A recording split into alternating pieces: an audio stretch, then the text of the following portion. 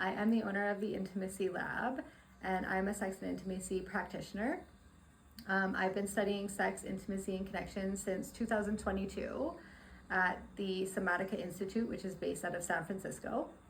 My goal is to reintegrate sex, connection, and intimacy back into our lives by promoting conversation about it and communicating about boundaries, desires, and sort of just bringing it back to a healthy place, as opposed to a place where it's hard to talk about these topics, right? So my goal is to create a safe and judgment-free place to come when we're struggling in those areas of our lives. I want to promote healthy sex lives, and I want to give people a menu-filled choice of what that looks like for them in their lives and in their day-to-day lives, right? So what would couples be experiencing that might have them decide to come to you? I want to start by saying there are so many reasons, right? Sex, intimacy, and connection, they're massive umbrellas, right? And so when we look at the types of services or sessions that we have, it's massive. Some of the more common issues, let's say, would be mismatched sex drives, low self-esteem, dealing with ruminating thoughts or extreme jealousy in relationships, body image, sexual performance, right? So wanting to be a little bit more exploratory within their sex lives and not really knowing how to get there. And so those are just a few. In terms of sexual health, you know, how can we break through these health things that we're going through and turn them into still being able to have a good sex life or have a really good communication and connection with our partners, and have more intimacy in our lives. There's so many, and so that's something that I've always struggled to sort of narrow down. So in terms of couples, right, a lot of what we see is a lack of connection, right? And sometimes that can be life gets busy, right? And so that passion sort of disconnects, and then both partners are feeling unsure about what's going on. And so couples may come in to look to sort of reignite that passion that they once felt, or maybe mismatched sex drives, right? So one person's feeling ready to go all the time, and the other person is like, no, it's a no-go, right? And that can be hard and lead to fights, and right, so I'm here to help with that. In terms of individuals, you know, there's lots of things going on, right? Erectile dysfunction, porn addiction, wanting to sort of sexually explore and get into their sexuality further, and they don't really know where to start. That's very common as well. I call it sexploration. And so that's just, you know, an individual coming in like, I want to do more. I want to do this super fun thing, but I'm a little scared and I don't really know where to go with that. So I'm here to help with that. So there's a lot of fun things that we can do and explore together. And then there's also like the repair side of things, where it's like we're working through issues that have come up.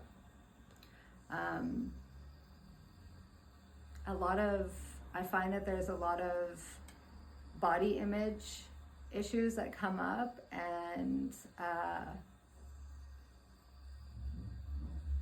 sexual anxiety performance is a big one as well. So again, not really being in the body when we are engaging in sex, whatever sex means to you, right? I don't always mean intercourse. And so people aren't actually feeling what's going on, and they're just kind of getting through it.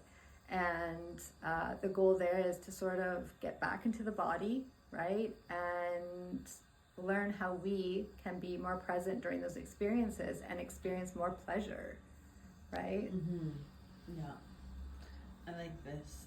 Do people come to you with, oh shoot, I lost it, hold on, I'll find it again. You were saying exploration. Oh, do people come to you for work after there's been a betrayal or like a affair? Yeah. So something, one of the services, you know, or can I restart? So heartbreak is a huge issue that people come to see me for. As we all know, heartbreak is incredibly painful. So couples may come to see me after there's been a betrayal, or after there's been something happening that one partner wants and another doesn't. And these are things that we work through together, and we work through gently. And there are tools that are in sort of my toolbox that I can help with that repair, and I can also help us get back into the body and maybe find a place for advancement. And maybe we find the opposite of that, and that's okay too. My main objective is to really give people a menu of like, here's this menu, and whatever you choose on it, even if it's nothing, is perfect, because I want to give people the agency of choice. And that is one of the biggest things I'm passionate about. Mm-hmm. I see clients, couples in specific, that one person is wanting, this sexual act, and the other person is not. And so my job is to figure out, it's like, okay, so that's fair. And why is the not, right? Is it because you genuinely, it goes against what you want? Because that's okay too. Mm-hmm. Right? Agency of choice is so important in this work, and I want to offer it to every single individual I meet. Mm-hmm. So yeah, that's my answer. Yeah. Okay. So a session with me can typically look a lot like, traditional talk therapy.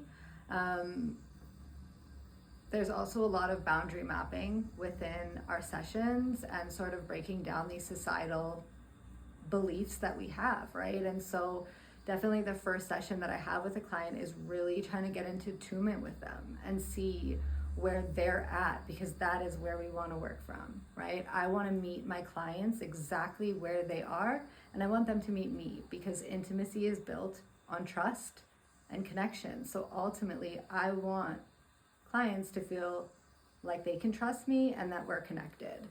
There are opportunities, and these are so choiceful, but there are opportunities for touch within sessions. And again, that is so based on practitioner and client consent. So for instance, if I have a client that's coming in and they're looking to explore dating, and maybe that's not something they've done before, something typical would be, let's read each other's energy, and how do we make that first move? So I might invite that client to put their arm around me, right? And read the actual authentic energy that I'm giving off, so that they're feeling more empowered when they go on that big first date, to sort of be able to read their partner and read when it would be an appropriate time, and when we're getting those negative, sort of like not comfortable signals. So that might be a time that touch is incorporated into a session.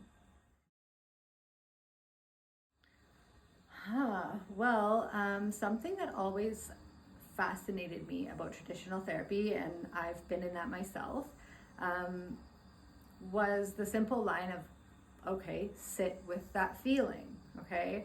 And that was something for me that was practically impossible to do, right? Without actually having somebody guiding me and validating that I was doing it right, it felt impossible. So I wanted to create a service that in real time we can sit with a client's feelings and actually examine them and sit through them together, right? This is really empathy driven work, right? And so I wanted to create a service that was a little bit different than traditional therapy, in where we would sit together and feel emotions together, and that way that client is going back into the world, and when triggered or when something's coming up, they've got a better sense of empowerment on how to actually sit with that. Mm-hmm. So the somatic part of that really drove me, right? It's that mind-body connection, and that things are happening within our body, and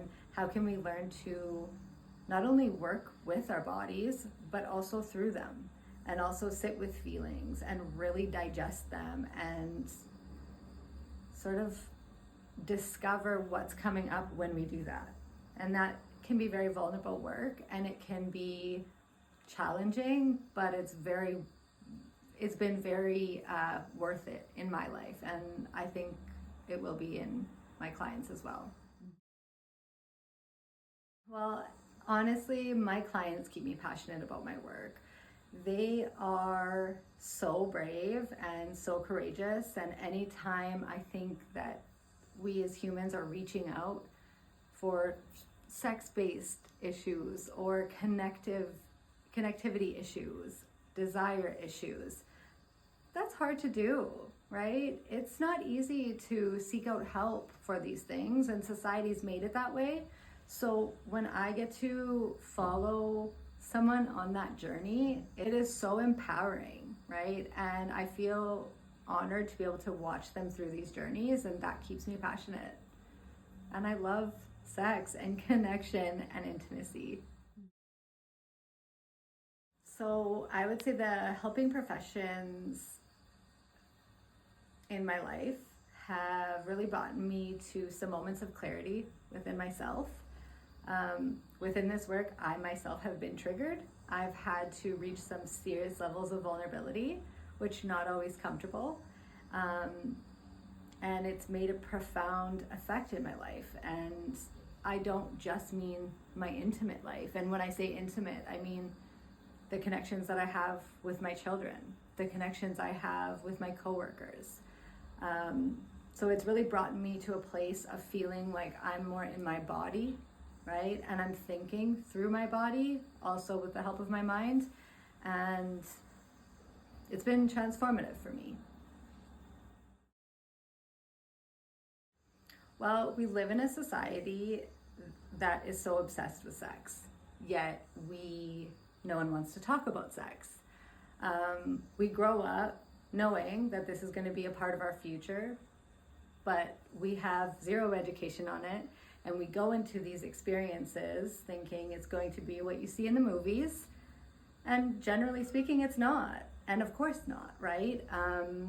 So for me, it's hard to imagine that you're growing up thinking, okay, this is what my sex life is going to look like, this is what my intimate life will look like, without any real guidance as to like, what does this look like for you, right? Not in general, but for you. And what do you like, right? And what do you want or need? So the pressure to just sort of enter these experiences with the pressure of thinking, I have to be already good at this, I've never done it, or I'm not comfortable with it. So I genuinely believe that everybody deserves intimacy, and I believe that this work can bring people to a place of more intimacy, better connections, and again, not just with partner or partners, but with your children, with your coworkers, with your best friend. So I love this question. All of the clients that I work with are brave and beautiful, and I'm literally just rooting for every single one of them from the sidelines and from the front lines. I also have a tremendous amount of respect for them because I think it is brave to reach out, and obviously I encourage that, which is why I'm in this line of work. Another thing that I want to say about my clients is that every single session that I have, I'm also learning from them, right? Because within these sex, love, and connection, it's like, how can you not relate? How can you not relate when you have somebody sitting across from you dealing with heartbreak, right? And so being able to empathetically sit with them in there, I also learn too. So I'm grateful for them. I'm grateful for their vulnerability. I'm grateful that they trust me with these issues, and we're learning from each other experientially, right? And yeah, they're beautiful and they're wonderful, and I love all of them. Yeah. Well, I am a mom, so it's chaotic. I'm a huge outdoor enthusiast, and I'm not trying to brag, but I did run the Swamp Donkey Manitoba in September. And my team, my co-ed team, we placed 22nd, which is huge. It's a 9-hour relay race. So biking, canoeing, and running. No. Yeah, we only trained for 1 month. And so it was a huge proud moment for us. So I'm big into exercise. Apart from that, I'm obsessed with Fleetwood Mac. I'll just put that out right now. I have a tattoo of her. And yeah, I on my off time, good coffee, good friends, a good laugh. That's basically describes my life. Yeah. I would say go for it. Take a chance on yourself. I would say that this can benefit you greatly, and we'll work on this journey together. One of my favorite quotes is, "Staying vulnerable is a risk we have to take if we want to experience real connection," and that's a quote from Brene Brown. And I love this quote, and I can tell you do too. I love this quote because it speaks to a place of real truth, right? It's the absolute truth. We can't, if we're not willing to get vulnerable, we can't have the meaningful connection we look for. And I'll go to like the sex aspect of things, right? Sex is vulnerable, right? It's awkward sometimes, and that's just a part of it, right? So, and in the connection, right? It's like, once we get vulnerable, we really get to see what's authentically there. And so it speaks to a place of truth for me, and it resonates with me and my work. So I would say that's my favorite quote. And I also am obsessed with Brene Brown. So one of my favorite self-regulation strategies, my favorite is a good laugh. I feel like a good laugh always brings me back to neutral. So in terms of like that, it's always a good laugh, and I'm a generous laugher. So apart from that, exercise is a huge catalyst for me. It sort of connects my mind and body, and I need it. Other than that, therapeutically speaking, breath work and meditation have been huge helps for me. So that would be my go-to. Well, that I get it. I get that this can be scary work. I also know that it can be transformative, and I've seen that firsthand with myself and the clients that I've worked with. So I applaud you for even, having the thought of reaching out. And I would say that you can have better connection in your life. You can have the sex life that you've always wanted, and you can create more intimacy in your life. These are things that you can do, and although you're feeling uncomfortable maybe with the fact of having to reach out, I say go for it, right? And see what happens. This is a non-judgmental space, and I will always make sure of that. And so there's no questions off limits with me, and I'll always be authentic in letting you know whether or not that's something that I can help you with, right? Because I think there's a lot of fear that like, well, what if I say this one thing and now it's like, oh, that was too much. There's not. Yeah. Okay, you're always going to be met and received exactly where you are, and treated with respect and with a non-judgmental attitude. So I say go for it.